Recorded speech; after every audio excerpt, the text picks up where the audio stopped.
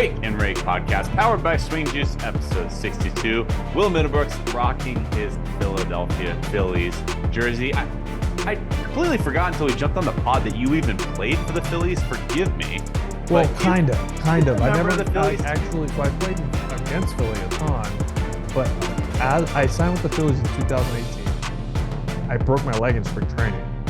Second game of spring training. So I rehabbed in Clearwater at the complex all summer. I never actually got to Philly and play, but I had a jersey made. Here, hold on. Stand up. I'm connected to my mic, but We are on YouTube for those folks listening. so a wardrobe. I told Schwarber, I was like, hey man, I appreciate you honoring me and wearing number 12. They didn't retire your number? Well, they're gonna let him wear it this year. It's kind of like the whole Mariano Jackie Robinson thing. So, like after this year, they're gonna retire the entire league. Actually, Interesting. Yeah, Schwarber did not reply to me on that. You and Schwarber are boys though, because he was in Boston last So year. we're not boys. We're not like close. We just kind of like know each other. We're not like texting each other. I don't even have his number. It was like through Twitter. So I wouldn't say we're boys. We're not boys. We know each other. Like if I walk down the street, like I feel like he'd know who I was, but he's not like sending me a Christmas card. Let's tease our audience a little bit here. Do you have, and this is a yes or no question, do you have your World Series prediction? Do you see my shirt? Oh, well, now you got to ruin it. Now we already know who you're going to pick. Why else would I be wearing this? I don't know. You're showing your support for your boys, your old organization. We'll dig into it, but yes, I'm going underdog city on this. You know what people don't know is that might be what your heart is telling you, but we'll see what the analytics and statistical analysis is telling people. We'll dig into it deeper. World Series preview, people. We're here. We made it. October 29th at 8 p.m. Eastern time in Houston. World Series begins Friday night. Houston Astros representing the American League, the Philadelphia Phillies, the 6th seed representing the National League. What a story for especially the Phillies. Both of them. I mean, this is the Astros' fourth appearance, fourth World Series in 7 years. Yeah. Now they've only won one. The one has an asterisk. I get that. But if they win it this year, I feel like it kind of solidifies a dynasty, right? That they built. No. Okay, timeout. No. Don't know me. Number one, do you know how hard it is to get to 6 straight ALCSs? You know how hard it is to get to 4 World Series in 7 years? They're an American. You know how hard League it is dynasty. to get to 1? It's an American League dynasty, but it's not a Major League Baseball dynasty. Okay, please tell me. Okay, you're right. When the Giants won in 10, 12, and 14, people were like, I don't know if it might be a dynasty, maybe. No, it was. I would agree with that, but some people questioned it. Okay, American League dynasty. I personally think you need to win at least 2 before we start putting them into that dynasty category. Right. So, and this would be the second one. That's what I'm saying. 1.5. One of them's got an asterisk. Whatever. They still won. We can't take it away. So we can't. All right. We'll go American League dynasty then, because 6 straight ALCSs, that's crazy. That's real. And listen, I played against the Astros when they were losing 90, 95 games, 85 games. The bad Astros. And then they got that core of guys. They stuck with them. They built around them. And now they are who they are. So I do respect them on that front. But the Phillies, man, they fired their manager June 3rd. This is only the 3rd interim manager ever. Well, if he wins the World, if the Phillies win, he'll be the 3rd all-time interim manager to win a World Series. So that's cool. Only 87 wins. That's fifth least amount of wins ever to get to a World Series. I think 82 or 83 was the least. Couldn't tell you who it was, but I know the Phillies are the 5th. But you really look at their story, man. Like I said, they fire their manager. They get 3rd in their division. They're a 6th seed. They squeak in. They're like the last team in the postseason, and boom. You just got to get in the tournament, right? And you have a chance. And they got hot. They got hot at the right time.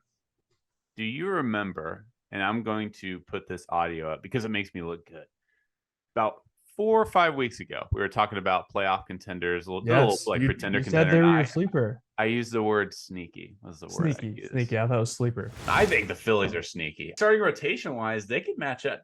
I think Zach Wheeler and Aaron Nola is they're pretty damn. And then he throws in Syndergaard, Kyle Gibson. I think they compete pretty well with the Dodgers. I just look at like past history. 2021, the Braves had the 12th best record in baseball. 2019 Nationals started off like 10 games under 500. They won the chip. The Giants in 10, 12, and 14. They weren't the best team each of those years. Yeah, that's true. So not just whoever's hot, are they hot? But I feel like they're hot right now. So I don't know if they're gonna be hot. Yeah, that's not really how baseball works. I think they're sneaky, man. I don't mean to toot my own horn here, but like here they are in the world. I mean, even you didn't see that coming. You're just like, no. Oh, I'm gonna like throw this out there just in case. Yeah, I'm gonna edit this part out. I'm pretty let's be honest, you wanted the Phillies. I mean, you wanted the Padres to go. I don't want anybody, man. West Coast bias. Okay, that's true. I'll admit that. I'll edit this part out. If I remember correctly, I'm pretty sure I said Phillies are sneaky. Look, I don't think they're going to win the World Series, but they're sneaky. As I think it was. Yeah, no. It was something like that. That's how you hedge. I do remember you. Hedge. I do remember you saying something along the lines of like sleeper or sneaky or something like that. I give you that. I'm giving you guys sports. And I remember. I think my response was like, "No way!" Like no shot because. Like I said, they were the last team to get in. You're like, oh, they just limped in. Their bullpen stinks. Now their bullpen's like locking it down. It's like, all right, if everybody's going to figure it out at once, this is the time. We talk about Bryce Harper for a second, man. Like, oh my God. Come on. I mean, home run to send his team to the World Series. Bro, he's hitting 419 with like 5 dingers right now in the postseason. 1350 OPS in the postseason. 5 homers. You know what was amazing to me? When he hit that home run, you know how anybody in the entire universe, when you hit a home run with that much on it, you're pumped. You're fired up. You don't know what your body's doing. He hit that ball and he walked up that first baseline like, yeah, I was supposed to do that. Like I was born to do that. He was. He was so calm, cool, and collective about it. Listen, man. I know he ruffled a lot of feathers early in his career, but like he was on Sports Illustrated as a 16-year-old. He's always been this prodigy. He's always been a god. He's always had that swag about him and like confidence, and it ain't quiet confidence. Like he was very loud about it when he was younger. He's grown up a lot, but I want to share a story actually. Story time. 2011, we're playing in the Fall League, Arizona Fall League. We talked about that a lot in here. Harper, Trout, Brandon Crawford, Joe Panic, Derek Norris, Darren Ruff. Like we were loaded. And through the first couple of weeks, Harper struggled mightily. Like he was hitting like $120, and we're playing at Salt River Fields, is where the Rockies and the Diamondbacks have that beautiful complex. 2011 was when the first year of it, so it was brand new. It was awesome. And it was we're going into the top of the 9th. We're down 1. Harper was up 4th that inning, and he yelled down the dugout, "Hey boys, if any of you guys get on base, I'm ending this. I'm ending this." But he goes further. He even says like, "I'm gonna hit a homer to dead center," is what he told us. I'm gonna go deep to dead center. We're like, "Okay, Harp, you haven't touched a ball in like 3 days. Like you literally haven't." He's like 17 years old. Yeah, he was like 17, 18 years old. It was like, you haven't made contact. I think he was, 18 or 19. I think he was 18. He hadn't made contact. Like he stunk. He was just grinding. He was in a tough patch. So first guy strikes out. Next guy grounds out. I think Derek Norris walked. Here he comes. First pitch, dude. Dead center. Homer. And he comes around. I mean, there's like 15 people in the stands because they're all scouts. It's the Fall League. He comes around third base, and we're in the third base dugout. "I told you, motherfuckers! I told you!" Like yelling, like you can hear it in the whole. Like he was just so cocky, but like he backed it up, and like from that point on, he got hot and like scorched that entire that league. But he's just always had it, man. Like that's just he loves the big moment. He's like he starves for that moment to be that guy and to not be scared to fail in a big moment like that is half the battle. And he wants it, right? I loved in the dugout when he was like, "I just did that. I just did that." Like he was even like, I don't know if surprise is the word, but he was just so in awe of the moment. And I have so much respect for that. Did you hear Castellanos, his comments on Harper after the game by chance? No, I didn't. He said, I quote, he said, he's just always been different than the rest of us. And I think that's a perfect way of describing him. And His entire life, man. I've been on record. You could go back and look at my freezing cold takes on Twitter. Back in, I think it was 2018 or 19 when Harper signed with the Phillies. I've been on record saying at the time, and I will back this up, at the time, I thought he was overpaid. At the time, I thought when you look at his track record, when you look at his numbers, he's not a $330 million guy at that time.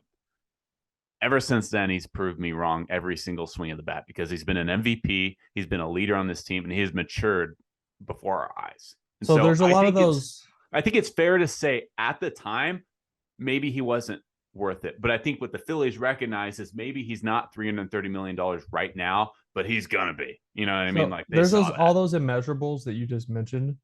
But this is also something that analytics and heavy analytics teams like the Phillies, like I said, I was a part of it in 2018. I know how deep and knew how they graded players based off of their projections, based off of metrics and analytics. And they were able to tell you, like, this is what we think this guy's going to do the next 5 years. So maybe that played into it. They're like, this guy's stuff plays. Like this swing path, these metrics, these numbers show that he's going to be a great player. Now, it's not a crystal ball, but they have a method, they have an equation to figuring out and projecting guys. And if he clearly projected much higher than what he had been doing so far in his career. And that's why they paid him that. Before we look ahead any further, because we'll dive into the Phillies more, the Astros, I want to ask you, I'd be remiss not to ask you about the eighth inning, obviously the homer that Harper hit. Did Bob Melvin and the San Diego Padres make the right decision? Pitching, number one, pitching to Harper.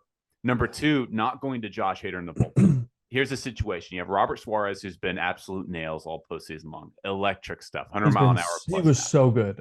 So clutch. You have first and second. They decided to walk Schwarber. So first and second, 2 outs. Harper's coming up. How long had Suarez been in? I don't have the box score in front of me. I want to say it wasn't just that inning, though, right? He came in the inning prior. Oh, the inning prior. So he had faced 3 batters. Okay. Yes. Yeah. Okay. So minimum's not an issue here. Right. First and second, 2 outs. Harper's coming up to bat. Harper's batting over 400 this postseason. Robert Suarez, according to Bob Melvin after the game, Suarez had not given up a home run to a lefty all season long. That's significant, which backs that up plays. That plays. Because of that changeup. Josh Hader in the postseason, I don't think he'd given up a run since the end of September. He had an ERA of about 1.4. He's been one of the better pitchers in baseball since that calendar turned over. Yeah. He struggled much of the season, but the last 2 months, Josh Hader was the Josh Hader that we all know and love.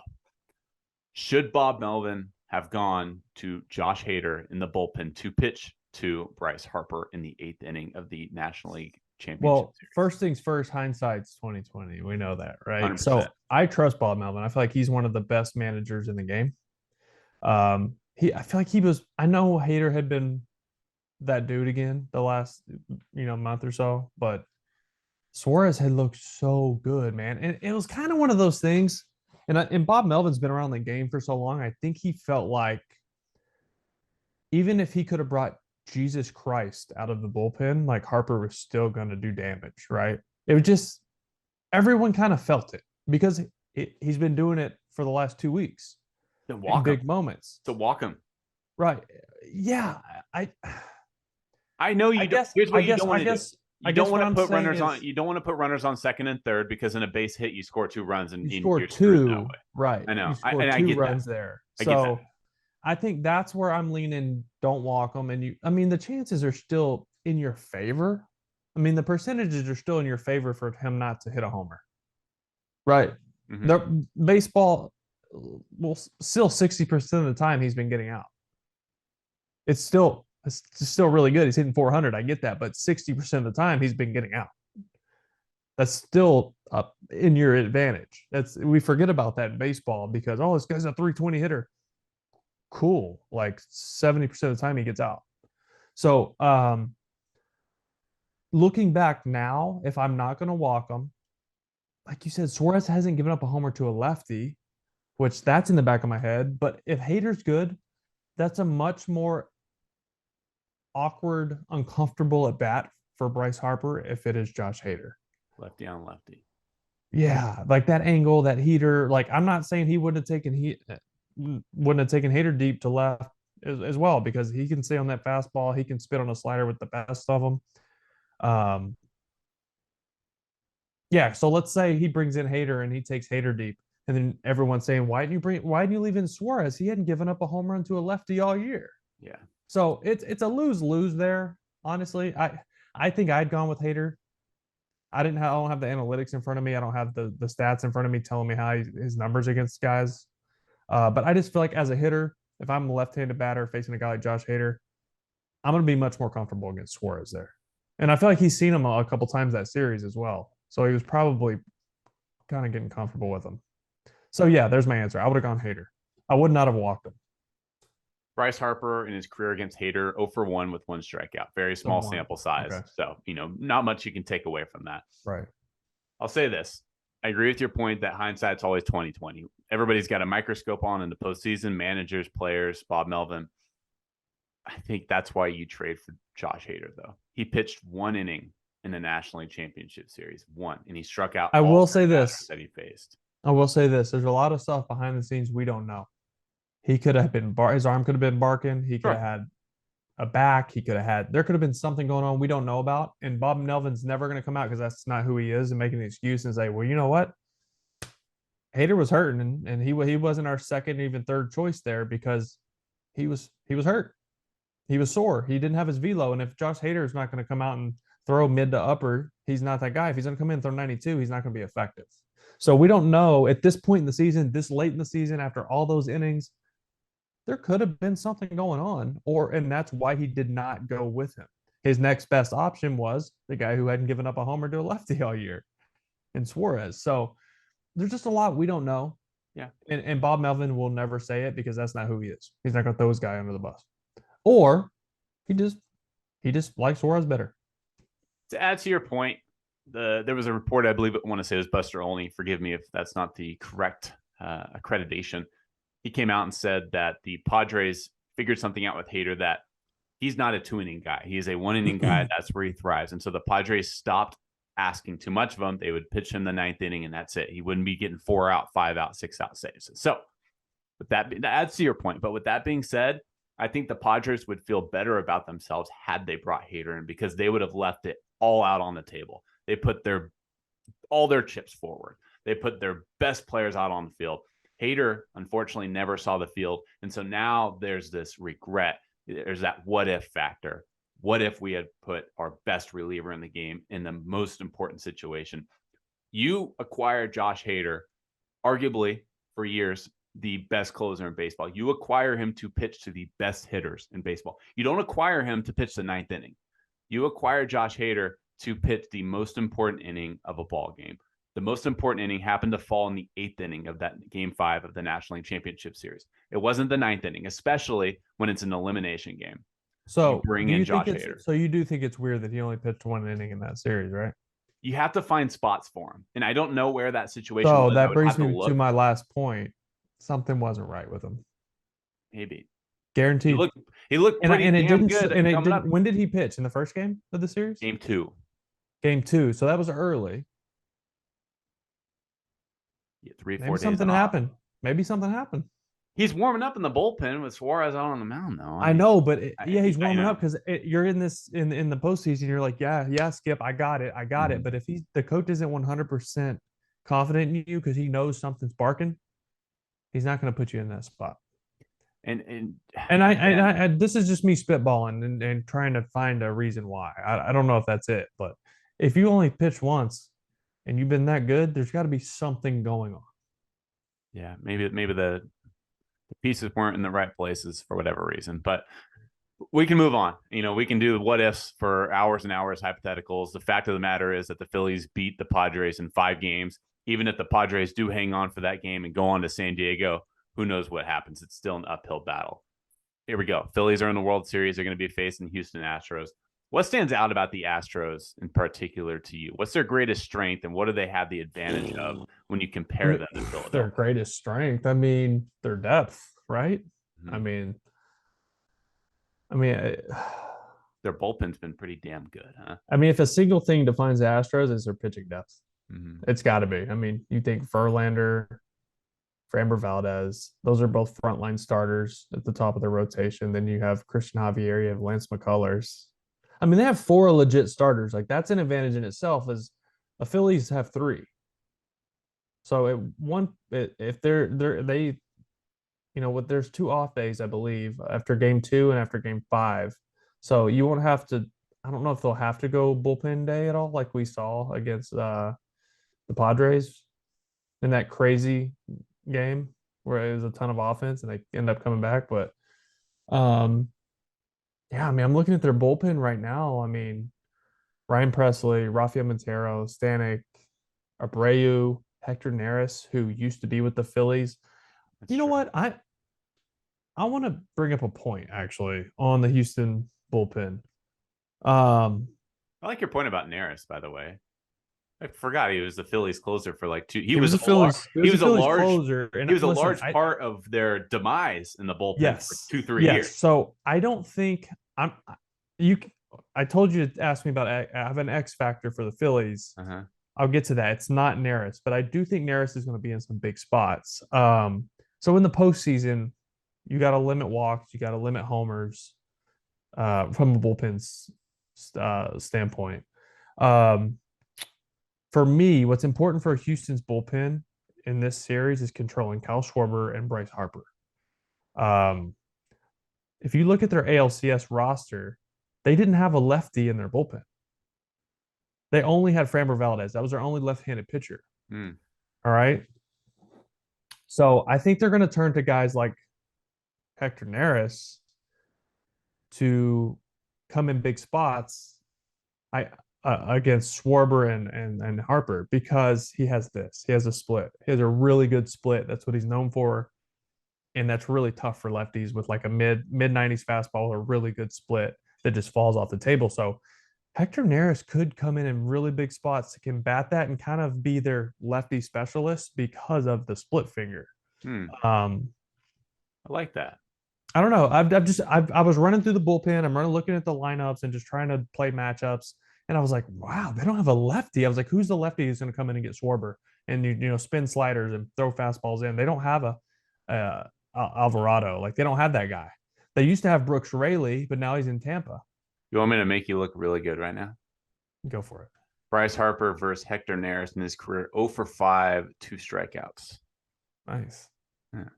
But it's a split. So aggressive hitters against a split, they have to go up there looking for it. So if I'm Neris, I am fastballs inner third until he shows me that he can get the bat to it. Because if I'm Harper, if I'm Schwarber, I'm going up there and sitting on his best pitch, because he's going to come in and face me in big situations. He's going to come face me in the 6th, 7th, 8th, 9th inning or with ducks on the pond in big situations. So I'm going to sit on his best pitch.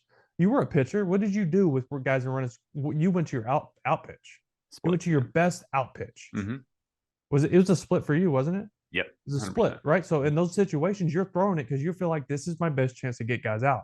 So as a hitter, I'm going to go up there and sit that. Now, cat and mouse game, Neris has got to go, all right, I have to really dot up my fastballs in on these guys because they're looking for my split, and I can beat them with that. So that's going to be interesting to watch. While we're on the bullpen talk, I want to get to my X factor for the Phillies. Yeah. And it's Jose Alvarado.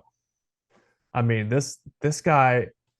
So I was looking into him because I remember early in the season he had his struggles, right? Sent down to the minor leagues, right? He had his struggles, and what's the most dangerous part of the Astros lineup? It's the 3-4-5. It's Yordan Alvarez, Alex Bregman, and Kyle Tucker, in my opinion. So 2 lefties and a righty that can do damage in there. Alvarado, he's having a lot of success against both righties and lefties. He throws 101 with super sync. Now, beginning of the season, before June, he was only throwing 19% cutters. Now, his cutter is like a cutter slider. We'll call it a slutter, whatever you want to call it.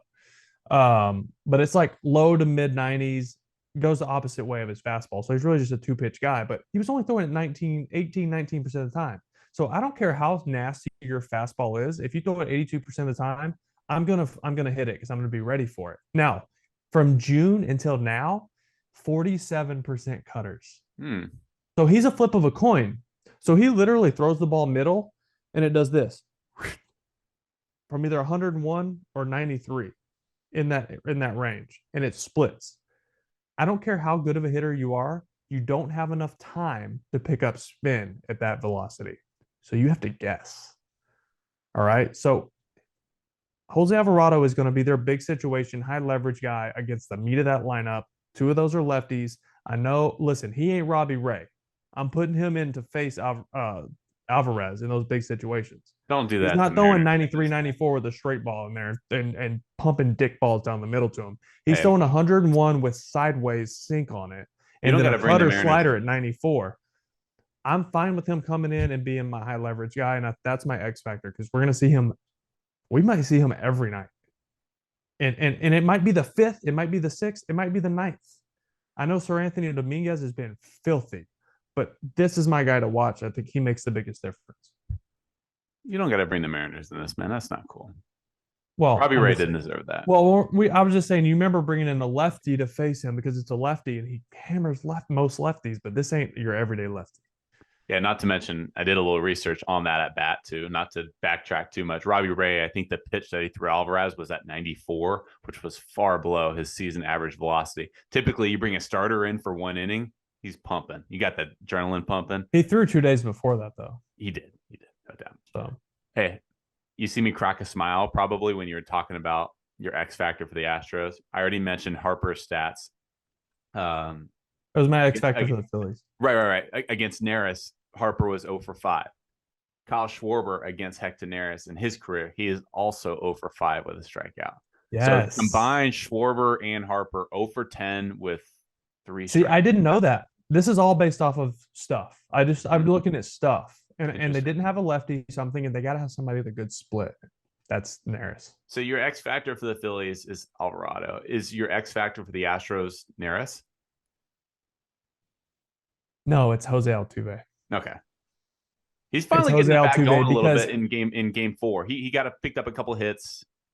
Yeah, and one of them was that like swinging dribbler to second base, but I feel like those are the knocks, like Squibber, Texas Leaguer, broken bat knock, it just kind of gets you going. And that got that inning going because they screwed up the double play next, and then that rest of the inning got going. But he's too good. He can't stay down this long. Like he's like 2 or 3 for 25 or something. It's not good. Maybe worse than that. I know he was 0 for 16 against the Mariners. I think he was 0 for 25 or 28 at one point in the postseason. Altuve was. It wasn't good. Yeah, so if you're going to leave him at the top of that order, that's my X factor. Because if you want your big guys, you want the Alvarez, Bregman, Kyle Tucker hitting with guys on base and putting pressure on the defense, having to think about maybe taking their starter out in the 5th inning because you want to bring in that matchup. You got to have guys on base for that because they don't care about giving up solo homers. You can win if you give up 2 or 3 solo homers. It's the walk, knock, boom, 3-run homer, how you get beat. So, Jose Altuve is my X factor for the Astros. They're going to pitch. They have pitching depth. They can throw anybody they want out there and get outs, in my opinion. Even against that good of an offense as the Phillies are right now. They're the hottest offense the last 10 days. I mean, they've been crushing the ball off good pitching, too. I picked the Phillies to advance to the NLDS for one reason only. I think they fare well in a short series because Nola, Wheeler, Suarez. After that, Syndergaard's kind of a coin flip at times. Right. They went a bullpen game against San Diego. I think they're very top heavy in Philly, but they can use that to their advantage when in the wild card series they played, 2 games? They swept St. Louis. In the the NLDS. They wrapped it up with who did they face in the second round? Atlanta. Thank you. And what was it? It was a best of 5, and they wrapped it up. They won in 4 games. It was 3-1. 4 games. Thank you. And that was that was a lot of people's pick to win the World Series. Yeah, it was mine. It was mine. They were the best team. National League, and in the National League Championship Series, they wrapped it up in 5 games. So I think with the Phillies and that rotation and their bullpen as well, you mentioned Sir Anthony Dominguez, Alvarado, and then their closer and David Robertson, they're very top heavy. I question their depth. I got a question for you on this topic. If the Phillies are going to win this, do they need to win it in 5 games? Yes, though that's where I'm going with this. I think your X factor for Philadelphia, at least for me, is Noah Syndergaard, because he's a guy that can either make a spot start because they're or going to give you 3 innings out of the pen. Exactly, a bridge guy. I was a bridge guy in college. I love me some bridge guys. That's my thing right there. Unsung heroes. You're like the offensive lineman. Exactly. It's clutch, especially in a 7-game series. So if Philly wants a chance, they need to shorten the series. They need to win in 4 or 5, maybe 6 at the most games. It's just I agree with that, but it's just like something. The Phillies just have it right now. Houston has too much depth. They do, but if we haven't seen anything from if we haven't learned anything from almost every series this year in the postseason, the best team doesn't win. Yeah, I need to stop. Like on paper, like they're a lot better, but so were the Braves. On paper, the Cardinals were better than them too. Mm-hmm. You know, I think I've matured. Look at San Diego's path. Who did they meet? Yeah, Dodgers. The Mets and the Dodgers. I forgot. They weren't better than them. You know, like it doesn't matter. None of that matters. I get depth. I get that, but at some point, you know what this team reminds me of? The Phillies remind me of 2013 Boston Red Sox. You're very familiar with that team, huh? I'm a little familiar with them. Yeah. So those jerseys, those with the World Series on the patch. You got your ring at you? Yeah, it's right here. Of course I do. I always keep it close to my heart. But yeah, listen, they remind me of that team a lot, just because they have that it factor. They're always up for a fight. Like we'll beat you 12-11, or we'll beat you 1-0. We'll beat you 3-1. It doesn't matter. It's almost like they want the challenge of like, yeah, give us your ace and we're gonna kick your ass. Mm-hmm. They have that mentality, that Philly mentality, that Boston mentality, like that, like blue collar, like let's throw down. Like when I watch them, I get fired up. Mm-hmm. And it's not just the homers, it's just like how they're interacting in the dugout, how they're interacting with each other on defense, pregame, postgame, like everything about that team just screams team, like a team, like they're like a family with a PH. Family. You see what I did there? You get what I'm getting at, but you're such a dad. I know that was that. Look, I had a tough dad day today. That reminds me, but continue on because I want to ask you a question. Okay, you get what I'm saying. This is just a close-knit team. They love the fight, and I love watching them. There's fun, and I feel like they have what it takes. If they do need to go punch to punch with a team like Houston Astros, now's the time to do it. This is it. Like, this is the only time I feel like they're hot enough, confident enough, healthy enough to do it. Just right now. If they had played them 3 weeks ago, they would have got swept because of that. But they have that swag right now, and that confidence, that juice, that mojo. It's all kinds of words you can dig up, but they got it. Yeah, I think in years past too, myself included, we constantly make the same mistake of looking at 162 games in total. When last year, all we had to do was look at the second half record of the Atlanta Braves and that bullpen ERA in the second half, and we knew that the Atlanta Braves were dangerous. Instead, we looked at their win total. I think it was 88 games, 89 games last year, and few of us gave them a chance. Similarly, Philadelphia, since they fired Joe Girardi, I think they have the 3rd best record in Major League Baseball since that time. So we need to stop looking at 162, and we need to start just looking at what team has been hot over the last 3, 4, 5 months, because bro, not even time and time again. When I look at the team that's been hot the last week, like I know the Astros swept the Yankees. The Yankees didn't have shit for them. They look Yankees bullpen is duct taped together. Like, is Judge gone? I don't think so, man. I think he stays. You think the Yankees don't give him whatever he wants? They probably would. Do you know, like, this is going to be the new curse, like the Babe, like in Boston. I think San Francisco has a real shot. I think they do too, but that's the West Coast of me talking here. But well, I get it. It's home for him. I get that. I don't think he wants to leave. I think he wants to stay. I think he's been saying some stuff, to make it, seem like unsure, because it's just going to drive the price up. He doesn't want to leave, and New York would never, ever hear the end of it if they do not re-sign him. Now, I don't think they need to sign him to an 8-year deal. Not a 10-year deal, an 8-year deal. I would not give him more than 6. Give him 50 a year. I don't give a shit. Like, give him 6 for 300. I don't. Not my money. Don't give him more than 6. That I'm not saying he won't be healthy, but that body is not going to age like a regular sized human being. And you're going to be paying for a DH for the end of that. So, do you want to pay that much for DH for 2 years when you're on an 8-year deal? Probably not. Swingjuice.com is the official merchandise provider for the Wake and Rake podcast. I want to get to your World Series prediction, but first, let me just provide our audience with a few nuggets I kind of dug up. Ironically, the last time the Houston Astros lost a ball game, it came against the Philadelphia Phillies. They played the Phillies the last game of the series, an interleague series. Very weird, right? I don't want to say it was written in the stars. By no means am I saying that, but very strange that the Houston Astros are undefeated in the postseason. The last time they lost a game, which was October 3rd, they lost to Philadelphia. Houston did win the series 2 out of 3, however. Well, yeah, and like the Phillies were fighting for their lives, and the Astros were coasting to the postseason. So yes, that is correct. One team was playing very hard, the other team was just playing to stay healthy. So, but none of that matters. None of it matters. Agreed. At all. That's the beauty of this, is like we have no idea what's going to happen. The Phillies could sweep them. The Astros could sweep them. We could go 7 and then go 15 innings in the 7th. Like, we have no idea what's going to happen, and that is what I like about this. That's such a great transition by you, Brooksy, because I have a little special surprise for you. I have our preseason World Series predictions at hand right here, and I'm going to turn my volume up loud, and I'm going to add this to the podcast, the audio of it. And let's see what Will Middlebrooks said about the 2022 World Series. This was recorded back in April. This is pretty chalk, but the Dodgers from the National League.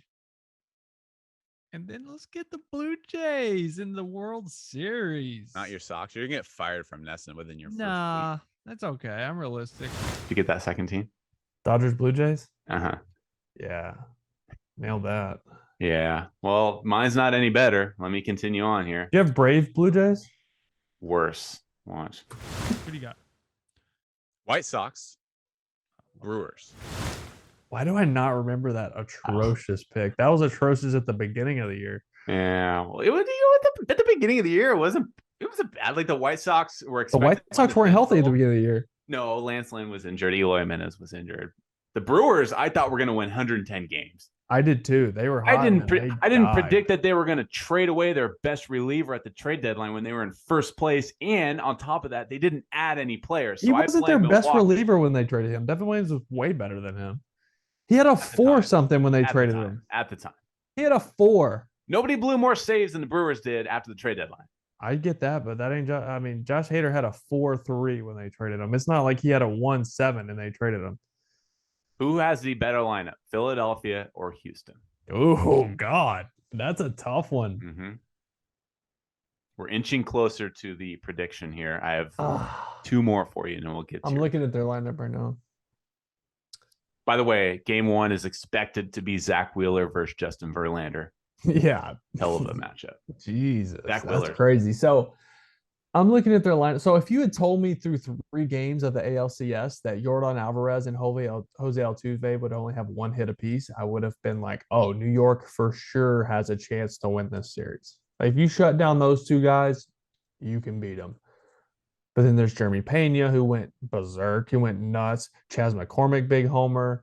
Bregman, big homer. Maldonado played his ass off. Actually was getting on base. You know he's going to put the right fingers down, push the right buttons, whatever you want to call it. But he calls the right pitches. Gurriel had some big knocks.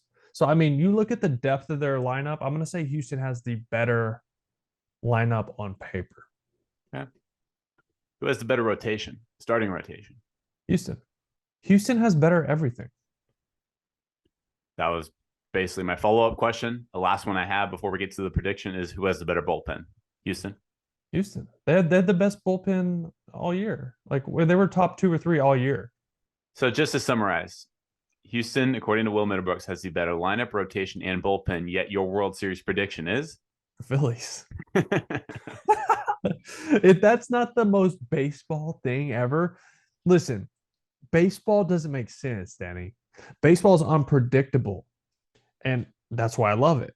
Because on paper, the Houston Astros are by far the better team here. They just swept the New York Yankees, who were a very good team. Maybe not right now, but at one point they were a very good team. The Houston Astros are the better team. But it's not about that all the time. Sometimes it's about who's hot and who, and you could say, oh, the Astros are hot too. I get that. But, and I got into this earlier. There's just a feeling about the Phillies that I like, that they just want to fight and they're going to scratch and claw and just find a way to win. It's like the Padres kept doing all the right things and the Phillies would just be like, doesn't matter. We're going to go deep here. We're going to walk here. Like, man, I'm trying to think like a good way to even like explain my pick, because I don't have a good way to explain it. It's the postseason. You don't need an explanation, it's just really. like, You know? We could sit up here and tell you this is why, because this stat, this is why, because this player, this is why, because this rotation is a better matchup against XYZ. We don't know, you guys. We don't know, man. It depends on the night. Like, Brooksy played in the World Series. Go out and give up five runs in the first inning. Like, we don't know that. So could Wheeler. They're two aces, but they throw duds like they're humans. Like, this is sports media at its best. We make a living. I'm going to expose sports media for a second. We make a living off making predictions and analyzing, and some of our stuff is really legit. Really, I mean, the way some of our experts can break down swings and statistics. Don't get me wrong. There's some real expertise in here. But anytime you see predictions on the season, take them with a grain of salt, because we're living off of your clicks at that point. Let me just throw something out there on the Phillies. Other than like they just have it and I like them. I think their offense is very good right now. Their offense is really good. Their starting pitching has been very good. I think those two things they have been good enough to overcome the defensive flaws that they have and a little bit of the bullpen inconsistency that we've seen even in the postseason. We have seen some very good bullpen as well. They have some guys that have been shoving and they're peaking at the right time. So even their bullpen has been playing at a higher level than I expected them to. But defensively, they've made some bonehead plays. Like Segura's made some errors. Stott made an error. Baum's made some errors. Like, they make some bonehead plays on defense, but their offense and their starting pitching is good enough to keep them in it, in my opinion, even against the Houston Astros. And on top of that, like I said, they just have the thing. They just have that thing right now. And that's what we had in 13. We weren't better than the Tigers. They should have beat our ass. And they did for most of games. And we come back and find a way to win. St. Louis was better than us that year too. But we found a way to win. So it's like, those teams were better than us on paper, and it didn't matter because we had the thing. We had that mojo. We had that swag, and it didn't matter how good you were. We don't care. Fuck you. We're going to win. Like, that was our mentality. We don't care. Just win. And we did. And I feel like that's what Philly has right now. Philly in how many games? This goes against what we said a minute ago, but I think that goes the distance. Okay, 7 games. I got it 7. And that's just that. And that's more me just wanting that. Mm-hmm. As a baseball fan, I want 7 games in the World Series because I want just 2 heavyweight just exchanging haymakers. Like, I'm thinking all these games come down to a run or two, like come down to the 8th, 9th inning. Like, I want to see these big matchups of Alvarez versus Alvarado, like Sir Anthony Dominguez coming in and having to face Altuve with the bases loaded. Like, I want these situations, and we're gonna get them. And I'm fucking Red October, baby. This is a Arkansas Razorbacks towel, but it's red. So but I'm fired up. I feel like this is gonna be a really good series. Really good for baseball. Fraud with the red towel. Fraud. Take it for what it's worth. You've already heard my World Series prediction from the preseason, so I will take the Astros in 7. Again, take that for what it's worth. This is the most important question I will ask you on this podcast. It's more important than the World Series. It's more important than the LCS. It's more important than Bryce Harper. What is your costume for Halloween? Do you know who Blippi is? I do know who Blippi is. Why do I know who Blippi is? It's a kid show. I do. So my kids like watching it. It's so annoying, man. He's got this annoying squeaky voice, but he does like really cool like shows on YouTube for kids. Mm-hmm. And I did not know what I was gonna be, but I guess Jenny like tweeted them or like did an Instagram post, and they sent this care package of like costumes. I do know who that guy is. Yeah. It's awful. It's awful. But there's like, if you go to Jenny's Instagram story. Hold on, I'll show you the video. They were dressed up today, and it. Let me find this. At HQ? No. At HQ. I thought you said Jenny was dressed up today. No, like they put on some of the stuff here. That's cute. You see the kids? Yeah, that's cool. Yeah. So I don't know. Maybe we're doing that. Yeah, But the bow tie. Maddie's like, no, I want to be a skeleton. So they have like PJs that are like glow in the dark skeletons. So they might just do that. I don't know. We'll figure it. It'll be like a day of decision. It's going to be like 86 degrees here. So Yeesh. Sucks. What do you think of this idea? Judge me if you wish. I love that. I wear a Lego Maego box, waffle box, and I put sand on it. Sandy Ego.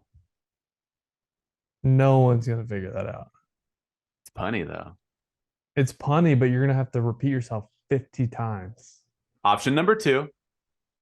My dog is the devil, and I wear all green with a lettuce hat. So I'm lettuce, devil's lettuce. I like the waffle one better. All right, yeah, we'll keep you updated. Blippi, can't wait to see Blippi walking on the street. I'm not really feeling that. I'm not a big Halloween guy, not yet. I feel like when the girl's a little older, yeah, I'll get into it more. What I want to do is like dress up as like a stuffed guy on the front porch, like and like the hockey mask. You want to scare kids. And just like, you know how you set up things like whole bowls of candy, and it's normally not a real person, but just scare the shit out of kids. I hated Halloween. Like I want to ruin their dreams for at least 2 weeks. You're a psychopath. I don't like that look in your eyes right now. I know, but it's not gonna happen because it's way too hot for that shit. Astros in 7, baby. Astros in 7. Enjoy the World Series, everybody.